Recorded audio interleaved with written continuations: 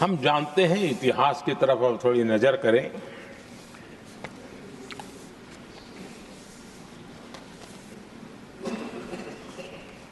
यानी मैं कह रहा हूं इसलिए नहीं, बाबा साहब आम्बेडकर के साथ कांग्रेस को कितनी नफरत रही थी, उनके प्रति कितना गुस्सा था, और किसी भी हालत में बाबा साहब की हर बात के प्रति कांग्रेस चिढ़ जाती थी। और इसके सारे दस्तावेज मौजूद है। और इस गुस्से को दो बार बाबा साहब को चुनाव में पराजित करने के लिए क्या कुछ नहीं किया गया।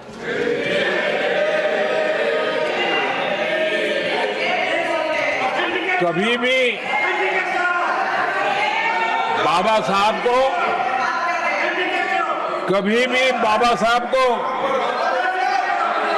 भारत रत्न के योग्य नहीं समझा गया। आदरणीय सभापति जी, कभी भी बाबा साहब को भारत रत्न योग्य नहीं समझा गया। इतना ही नहीं, आदरणीय सभापति जी, इस देश के लोगों ने बाबा साहब की भावना का आदर किया, सर्व समाज ने आदर किया, और तब आज मजबूरन कांग्रेस को जय भीम बोलना पड़ रहा है। उनका मुंह सूख जाता है।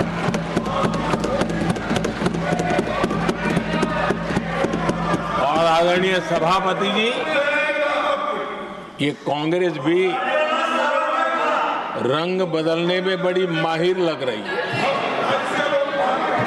कितनी तेजी से अपना नकाब बदल देते हैं, ये इसमें साफ साफ नजर आ रहा है। आदरणीय सभापति जी, आप कांग्रेस का अध्ययन करेंगे तो कांग्रेस की राजनीति,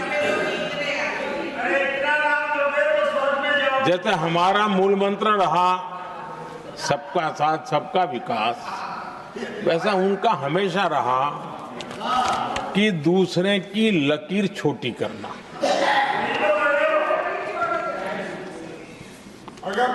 और इसके कारण उन्होंने सरकारों को अस्थिर किया। किसी भी राजनीतिक दल की सरकार कहीं बनी तो उसको अस्थिर कर दिया, क्योंकि लकीर छोटी करो दूसरे की, इसी काम में वो लगे रहे। और ये जो उन्होंने रास्ता चुना है ना, औरों की लकीर छोटी करने का, लोकसभा के बाद भी जो उनके साथ थे वो भी भाग रहे हैं, तो उनको पता चला गया ये तो हमें भी मार डालेंगे। और यही उनकी नीतियों का परिणाम है कि आज ये हाल हो गए हैं कांग्रेस के। देश की सबसे पुरानी पार्टी, आजादी के आंदोलन से जुड़ी पार्टी, इतनी दुर्दशा। ये औरों की लकीर छोटी करने में अपनी शक्ति खपा रहे हैं ना। अगर वो खुद की लकीर लंबी करते तो उनकी ये दशा नहीं होती। और मैं बिना मांगे एडवाइस दे रहा हूं, आप अपनी लकीर लंबी करने में मेहनत कीजिए, सोचिए, तो कभी न कभी देश आपको भी ये 10 मीटर दूर यहां आने का अवसर देगी।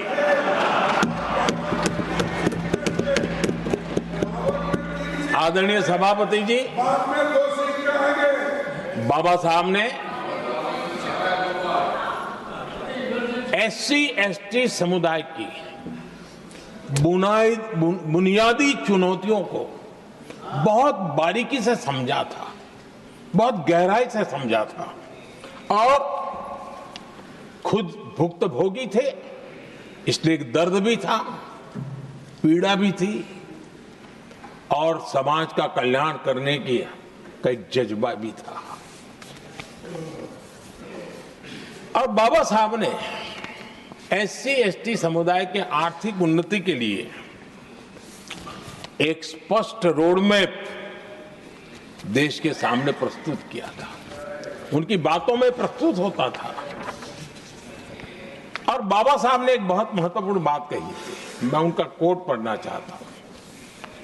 बाबा साहब ने कहा था, भारत एक कृषि प्रधान देश है, लेकिन दलितों के लिए ये आजीविका का मुख्य साधन बन ही नहीं सकता। ये बाबा साहब ने कहा था। उन्होंने आगे कहा था, और इसके कई कारण हैं। पहला, भूमि खरीदना उनके सामर्थ्य से बाहर है। दूसरा, अगर उनके पास धन भी हो तो भी उनके लिए भूमि खरीदने का कोई अवसर नहीं है। बाबा साहब ने ये एक एनालिसिस किया था और इस परिस्थिति का एनालिसिस करते हुए उनको तो सुझाव था। उन्होंने आग्रह किया था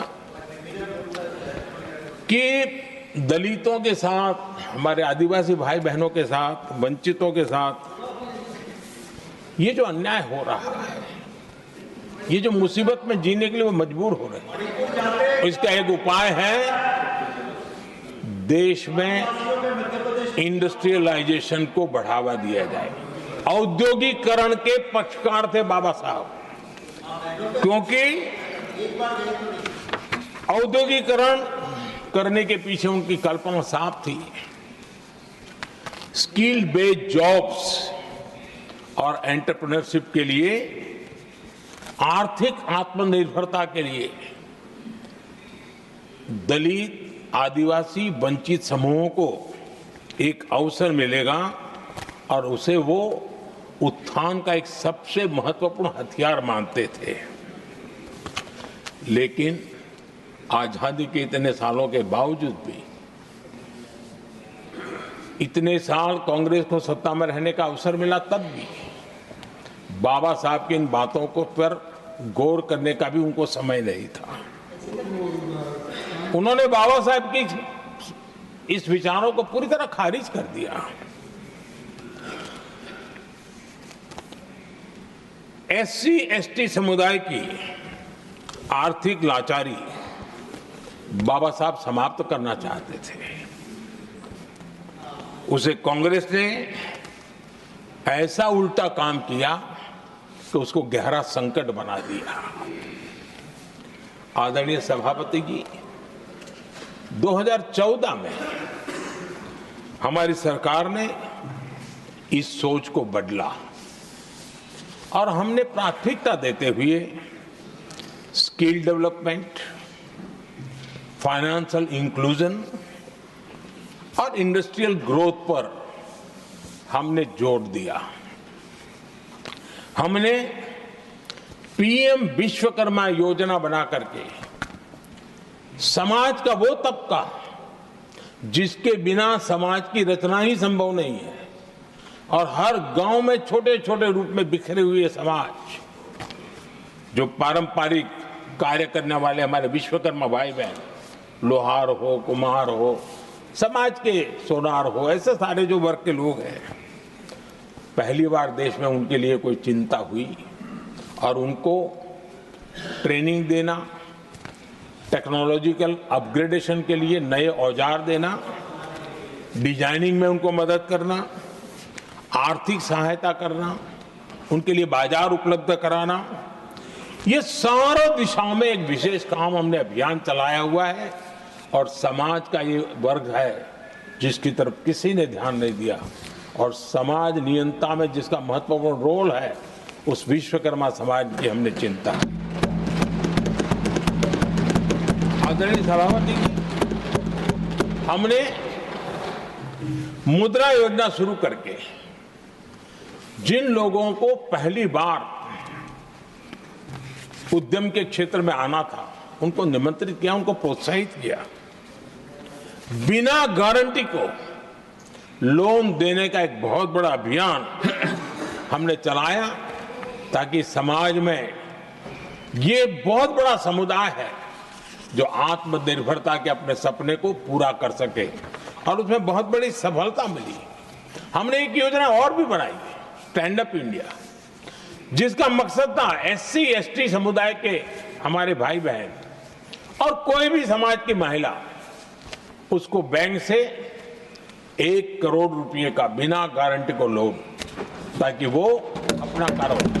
और हमने इस बार बजट में इसको डबल कर दिया है, और मैंने देखा है कि लाखों ऐसे नौजवान इस वंचित समुदाय से, या लाखों बहनें आज मुद्रा योजना के द्वारा अपना कारोबार करना शुरू किया है, और खुद को तो रोजगार पाया ही, लेकिन उन्होंने किसी 1-2 और लोगों को भी रोजगार दिया है।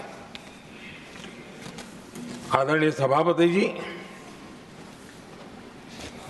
हर कारीगर का सशक्तिकरण, हर समुदाय का सशक्तिकरण, और जो बाबा साहब का सपना था उसको पूरा करने का काम मुद्रा योजना के माध्यम से हमने किया है।